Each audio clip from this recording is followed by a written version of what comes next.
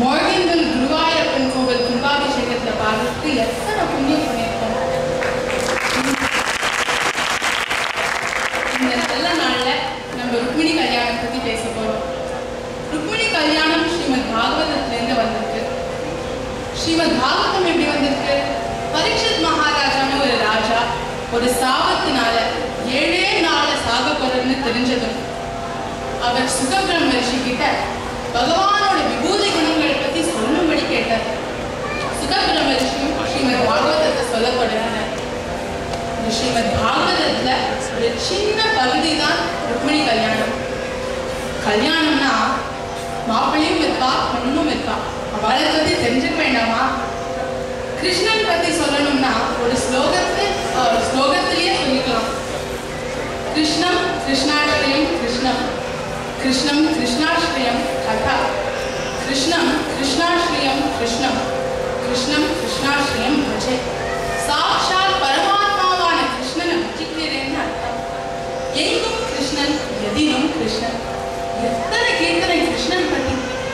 சூர்தாஸ், மீராபாய், முத்துக்காடு வெங்கடகவி, புரந்தரதாசர், ஆண்டாள், ஆழ்வார் பாத்திரம் எல்லாரும் கிருஷ்ணன் பத்தி தான் பாடியிருக்கா. ஆடுறவானும் கிருஷ்ணன் பத்தி தான் ஆடுறா. வரையறவா கூட கிருஷ்ணன் தான் வரையறா. தியாகராஜ சுவாமி கிருஷ்ணனை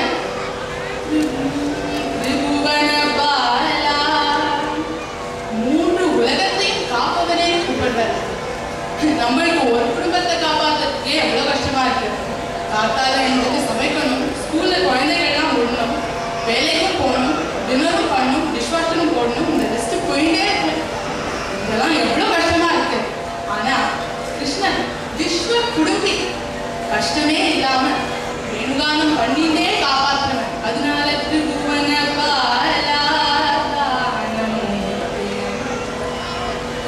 கிருஷ்ணன் மாய ஜனகன், மனச மயக்கிறவன் கிருஷ்ணன். நம்ம எல்லாத்துக்கும் மயங்கிடுவோம். ஆனா எதுக்கும் மயங்காத அந்த மணியான ருக்மிணி அவளை பார்க்காமே மயங்கிட்டான். நம்ம கிருஷ்ணன் கதையை கேட்டால் மனசுல இருக்கிற குப்பை, சத்த, மோகம், சோகம், கல்மஷம் எல்லாம் போயிடும். அப்படி ஒரு ஆனந்தமான கதை இல்லையா? இந்த கிருஷ்ணன் கதையில நவரசமும் உண்டு. இந்த ருக்மிணி கல்யாணம் வீர ரசத்தை காட்டுறது. இப்போ கிருஷ்ணன் பத்தி தெரிஞ்சுட்டோம், ருக்மிணி பத்தி தெரிஞ்சுக்கணுமே. விதர்பதேசம்னு ஒரு தேசத்துல குந்தின நகரம் தான் தலைநகரம், கேபிட்டல் சிட்டி. இங்க பீஷ்மகரும் அரசர் அரசாட்சி புரியவர். பீஷ்மகர் சசிலேகாவுக்கு 6 குழந்தைகள். ருக்மரதன், ருக்மகேஷன், ருக்மபாகு, ருக்மமாலி. ஒரு அழகான பெண் குழந்தை ருக்மிணி. இந்த ராஜாவை சுகபிரம்ம ரிஷி மகானே கூப்பிடுறார். எதுக்காக மகானேன்னு கூப்பிடுறார்? சொத்து சுகமிற்கு சக்கரவர்த்தியா இருக்க, அதனால மகானேவா. இல்லைன்னா ராஜாவா இருக்க, அதனால மகானேவா. இல்லைன்னா 5 ஆண் குழந்தைகளுக்கு அப்பாவா இருக்க, அதனால யாராவது மகானேன்னு கூப்பிடுவாடா? எந்த மகாலட்சுமி கடாட்சம் கொஞ்சமாவது படாதான்னு இந்த ஊர் உலகமும் ஏங்கறதோ அந்த மகாலட்சுமி ஒரு குழந்தையா பிறந்து பீஷ்மகரனை அப்பான்னு கூப்பிடுற பாக்கியம் அதனால மகானே கொண்டாடுற.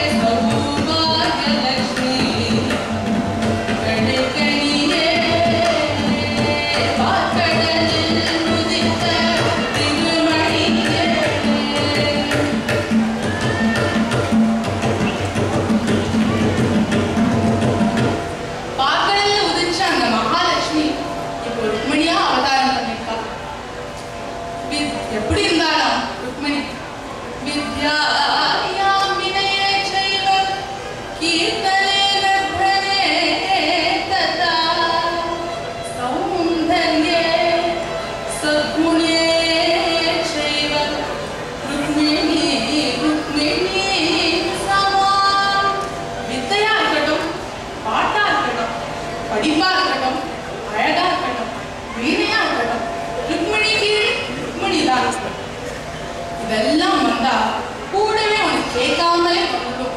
இதான் கர்ப்பம். ஆனா ருக்மிணி சௌந்தர்யே சகுணே சைவ கர்ப்பமே இல்லாம வினயமா இருந்தாலும் இந்த பீஷ்மகரோட பேலஸ்ல தினமும் சத்சங்கம் நடக்குமா. இந்த சத்சங்கத்துக்கு டெய்லி போவாளாம் ருக்மிணி. இப்போதான் மெயின் கதை. ஒரு நாள் நாரத முனி ஆகாய மார்க்கமா தன்னோட வீணையை மீட்டிட்டே போறாளாம். திடீர்னு அவரோட வீணகானத்தோட இன்னொரு இனிமையான வீணகானம் கேட்டுதான். யாருன்னு பார்க்கும்போது ஒரு சின்ன பெண் வந்து ருக்மிணி அழகா பட்டு பாவாடை கட்டிட்டு தலையெல்லாம் பின்னிட்டு பூவை வச்சுட்டு அரண்மனை தோட்ட பளிங்கு மண்டபத்துல அவளோட குஞ்சு விரலால பிரமாதமா வாசிந்தாலும் வீணைய. அவளை பார்த்ததும் நாரத முனிக்கு யார் ஞாபகம் வந்துதான்? அவர் அம்மா சாக்ஷாத் சரஸ்வதி தேவி ஞாபகம் வந்துதான். அவர் ஆதாயத்திலிருந்து கீழே வந்து ருக்மிணியோட வீண கானத்தை ரசிச்சுறான். ருக்மிணி கண்ணை திறந்து பார்த்தா நாரத முனி நின்னுறான். என்னமா பிரமாதமா வாசிக்கிறியே, உன்னோட இந்த வீணகானத்துக்கு அவரோட அந்த புல்லாங்குழல் தான் பொருத்தமா இருக்கும் அப்படி சொன்னாராம். அப்படின்னு சொன்னதும் ருக்மிணி யார் அவர் பேர் என்ன, அவரை பத்தி கொஞ்சம் சொல்லுங்களேன்னு கேட்கிறான்.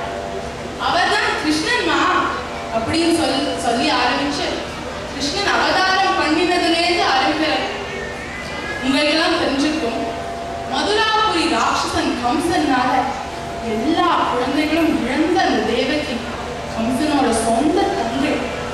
என்ன அம்மான்னு கூப்பிட ஒரு குழந்தை கூட இருக்காதான்னு கதறின போது யாரு வர? குருவாயூர் புர ஸ்ரீ ஹரி கிருஷ்ணா நாராயண கோபால், குருவாயூர் புர ஸ்ரீ ஹரி கிருஷ்ணா நாராயண கோபால், குந்த மாதவ முரளிதாரி நாராயண கோபால், குந்த மாதவ முரளிதாரி நாராயண கோபால், குருவாயூர் புர ஸ்ரீ ஹரி கிருஷ்ணா நாராயண கோபால், குந்த மாதவ முரளிதாரி நாராயண கோபால், நாராயண கோபால் ஸ்ரீ ஹரி நாராயண கோபால், நாராயண கோபால் ஸ்ரீ ஹரி நாராயண கோபால், மோகன முரளிதாரி ஸ்ரீ ஹரி நாராயண கோபால், கோவர்த்தன கிரிதாரி முராரி நாராயண கோபால், குருவாயூர் புர ஸ்ரீ ஹரி கிருஷ்ணா நாராயண கோபால். குருவாயூரப்பன் சதுர்புஜத்தோட ஸ்ரீவத்சத்தோட கௌஸ்துபத்தோட நீலமேக ஷாமலனா பீதாம்பரதாரியா சம்பு சக்கரதாரியா அவதாரம் பண்ணி தேவகிய அம்மான்னு கூப்பிடுறார். அதுலேருந்து ஆரம்பிச்சு கோகுலத்துல யசோதாவோட வளர்றதும் பெண்ணை திருடுறதும் ஆலிங்கனம் பண்றதும் கோபிகளோட ராசலீல ஆடுறதும் எல்லாம் சொல்றாரு. இதெல்லாம் கேட்டதும் ருக்மிணிக்கு கல்யாணம்னு ஒண்ணு பண்ணிட்டா கிருஷ்ணனோட தான் பண்ணிப்பேன்னு முடிவு பண்ணிட்டாங்க. இவளோட ஆசை பீஷ்மகருக்கு தெரிஞ்சுட்டான். பீஷ்மகர் சபை கூட்டி என்னோட பொண்ணு ருக்மிணிக்கு கிருஷ்ணன் தான் கல்யாணம் பண்ணி வைக்க போறேன்னு சொல்றார். இது சொன்னதுதான் தாமதம். ருக்மிணிக்கு கோபாவாசம் வந்துதான்.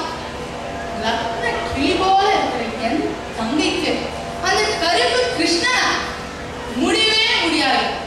நம்ம ஸ்டேட்டஸ் எங்க, அவன் ஸ்டேட்டஸ் எங்க, நம்ம குல கௌரவத்துக்கு என்ன ஆகுது? அவன் மாடு மேய்க்கிறவன், திருடனவன், இதெல்லாம் போராதுன்னு பெண்களோட டான்ஸ் வேற. என் தங்கைக்கு என் நண்பன் சிசுபாலன் தான் பொருத்தமா இருப்பான். இது கேட்டதும் அந்த புறத்துல இருந்த ருக்மிணி தொடங்கினான். கவலையே படாதேன்னு சொல்லிட்டு பகவான் வர. யாரு அனுப்புற பகவான்? குருநாதன் துளசீத சந்ததம் திருநாமங்கள் நாவினில் எப்பொழுதும்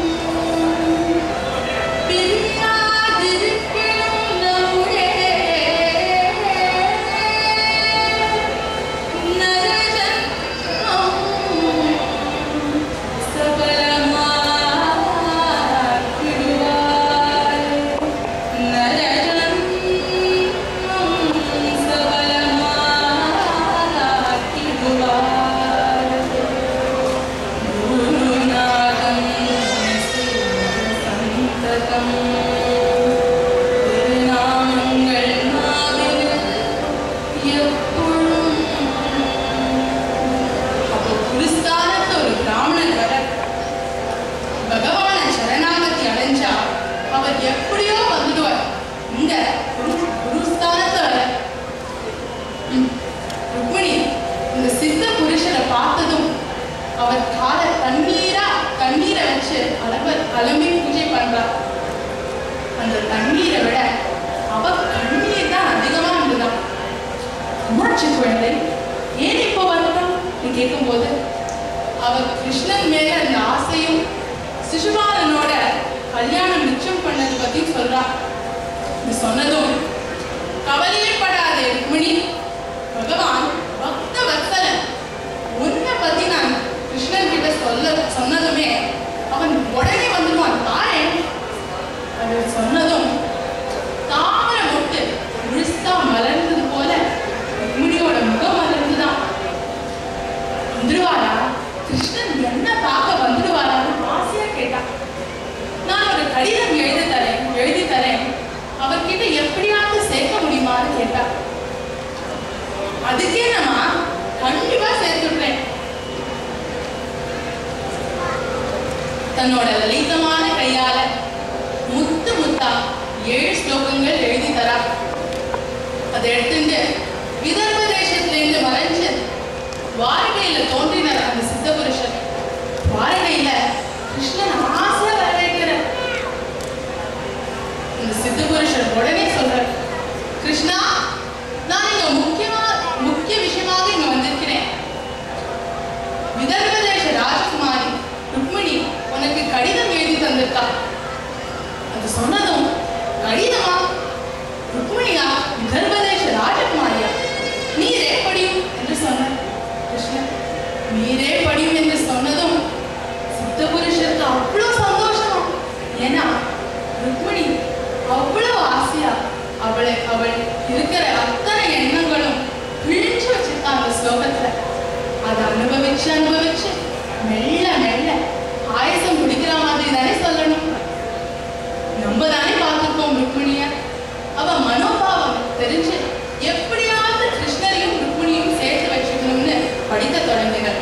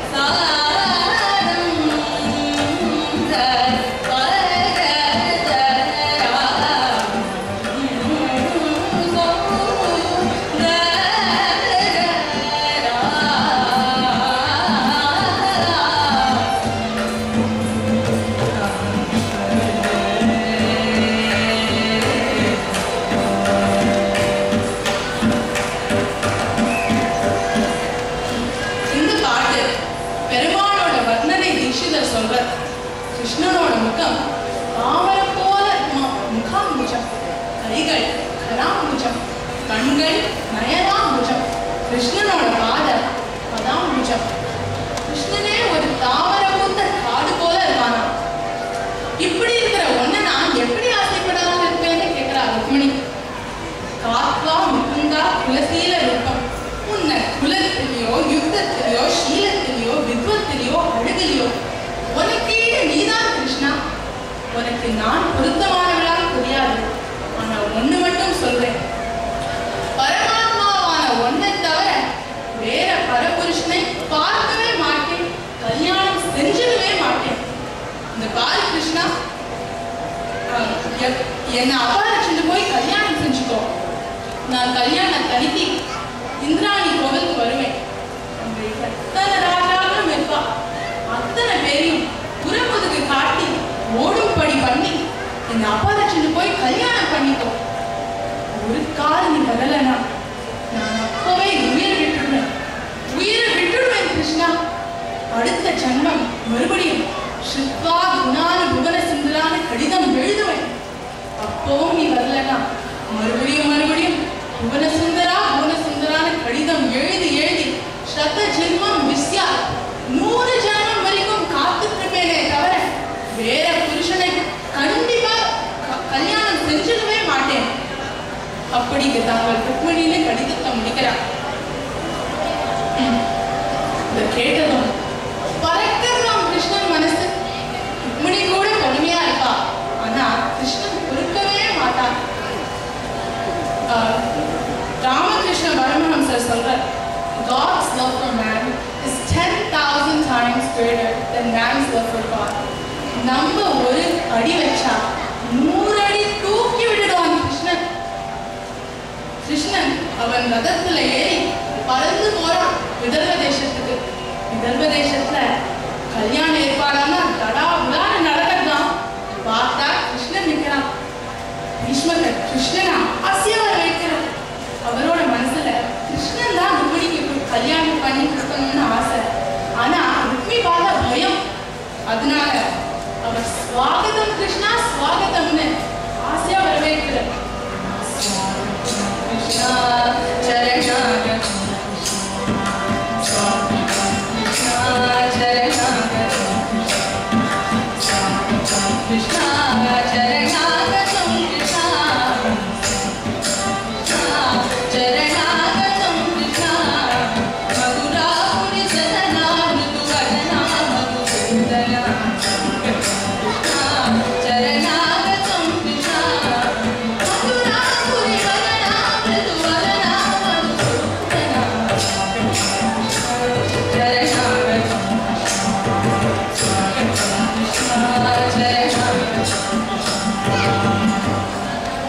கிருஷ்ணனும் பலராமனும் அவரோட சேனையோட வந்திருக்கா. கிருஷ்ணரையும் பலராமனையும் உண்மையான ஒரு மாளிகையை ரெஸ்ட் பண்ண சொல்றது பீஷ்மகர்.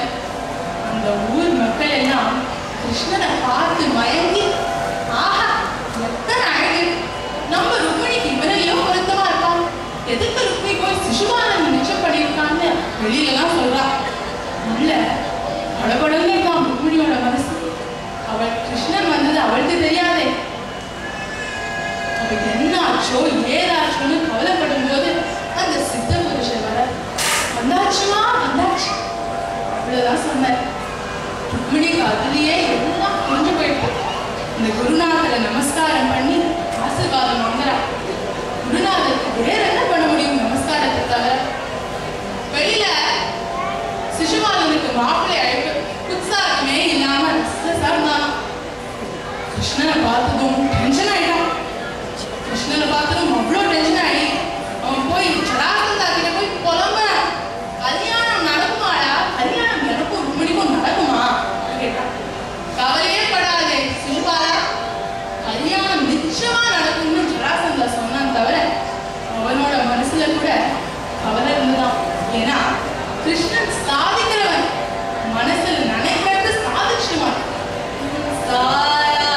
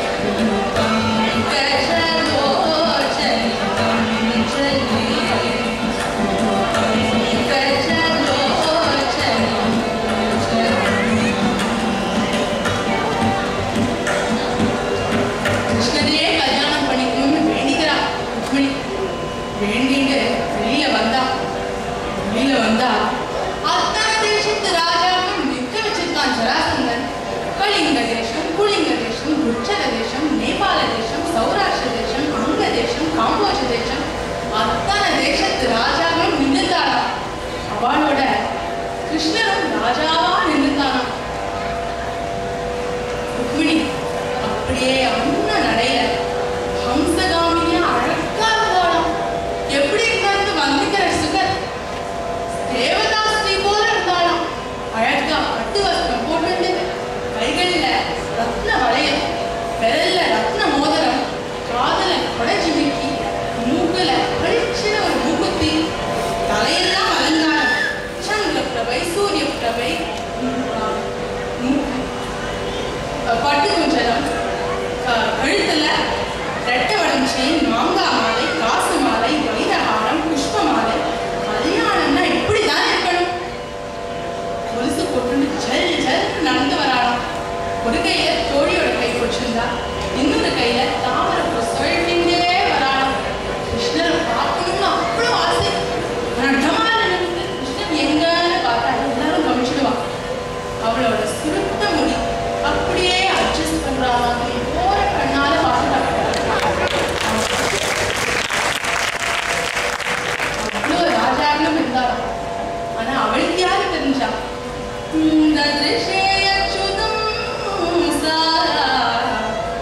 அச்சுதான கடிதத்துல எழுதினாளே அச்சுதானா கைவிடாதவன் கிருஷ்ணன். ரதத்துல இருந்த கிருஷ்ணன் சாரங்கத்தை சாச்சான் கல்லனை குதிச்சானா ஜல்ஜல்ல ஓடி ருக்மிணியை தூக்கி ரதத்துல ஏத்தி தாருமானம் சாரதியில பறந்து போயிட்டானா. இத்தனை ராஜாக்களும் இருந்தாலும் என்ன பண்ணா ஒன்னும் புரியாம பார்த்தா. ஜராசந்தன் பின்னாலே சேனைய பறக்க விட்டான். ஆனா யாராலையும் பிடிக்க முடியல கிருஷ்ணனை. பெரியவாளும் சொல்லுவா படுத்துருக்கிற பெருமாளையே யாராலையும் பிடிக்க முடியாது. பறந்துருக்கிற கிருஷ்ணனை யாரால பிடிக்க முடியும் கேப்பா. அங்க கிருஷ்ணனோட ரத்தம் பறந்துதான் இங்க சிசுபாலனோட மனோரதம் முறிஞ்சிடும். சிசுபாலனுக்கு தாங்க முடியல கோபம்.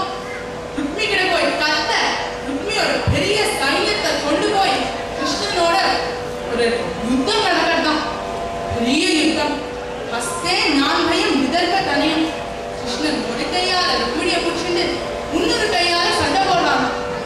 யானைப்படை குதிரைப்படை தேர்ப்பது படை போய் ருக்மியோட சர்வ சைன்யமும் அழிச்சிடானா கிருஷ்ணன்.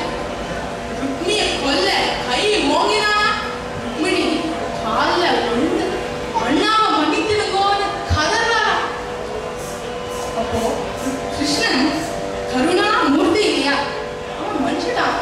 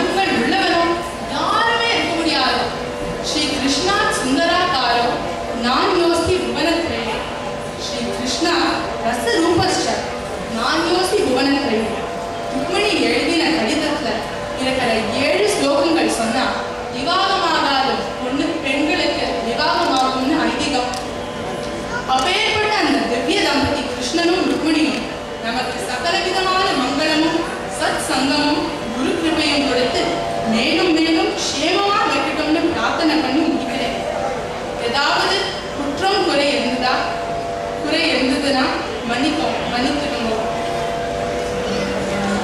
மங்களம் ருக்மிணி ரமணாய ஸ்ரீமதே மங்களம் கவனீய நோதயேதே.